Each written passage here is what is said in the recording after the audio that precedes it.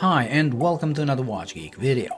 Today we take a look at a GPW-1000 Gravitymaster G-Shock, and not just any variant, but the coolest looking one, the Rescue Red edition. GPW-1000 was introduced in 2015 as the world's first GPS atomic hybrid.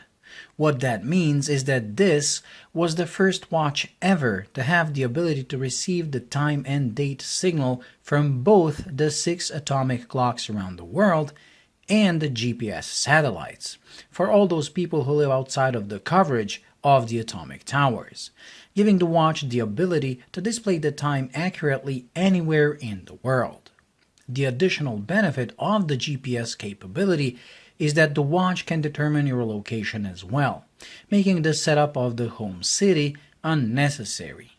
This capability, in combination with the fact it literally takes a single press of a button to activate it, makes this the simplest watch ever made when it comes to setting it up.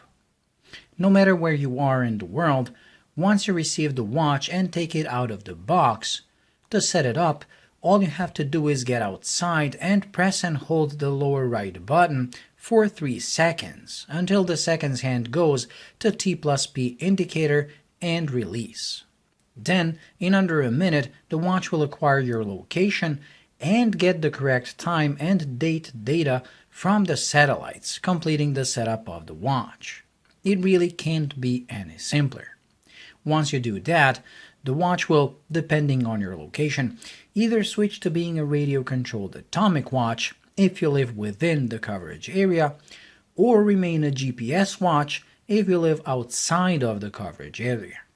Either way, it will continue updating the time daily, keeping the watch always accurate. One thing that many people falsely believe about GPS watches is that they will automatically sense when you change your time zones, like traveling to another part of the world. The fact is they won't, as the time and position GPS sync can only be done manually, while time-only GPS sync is done automatically.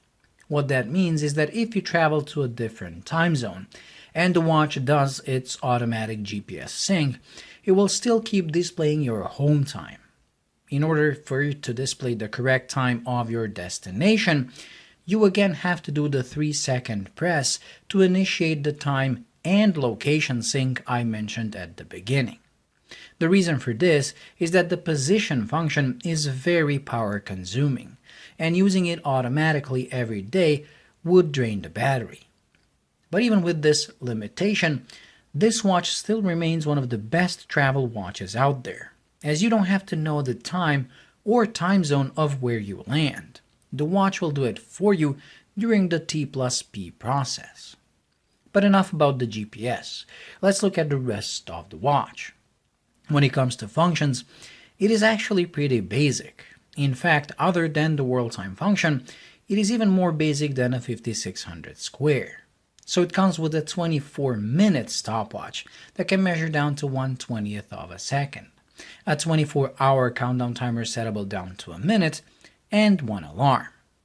Thanks to the fact it uses a 24-hour subdial to display all these functions, the main time is always visible, no matter what functions you're using. The reason this watch is so basic is the fact it has no digital displays. This is a purely analog watch, and although it may lose somewhat because of it in the functions department, it sure does compensate for it in the looks department. GPW-1000 is a handsome watch on its own, but this Rescue Red version is just on another level. Sometimes I get stunned at how much difference a little splash of color can make. It has to be one of the prettiest G-Shocks out there, and I'm completely in love with it despite its huge size. This Rescue Red version was released in 2016. The release also included a Rescue Red Mudmaster and Golfmaster, with this Gravitymaster being the most expensive at 100,000 yen, which is almost $1,000. If you think $1,000 is a lot for just the additional GPS functionality, you would be right, which is why this watch came built with all the latest tech Casio offered back then in their flagship models. That means the strap has a carbon fiber insert to stop it from breaking. The crystal is sapphire rather than the more common mineral. The bezel is DLC-coated stainless steel, and the watch, sadly, comes with the Smart Access crown, a technology that Casio still keeps pushing, and one that I always found unnecessary and needlessly complicated. But at least on this, it is not a screw-in type, making the usage slightly easier. Overall, this watch is one of the rare oversized G-Shocks that I really love.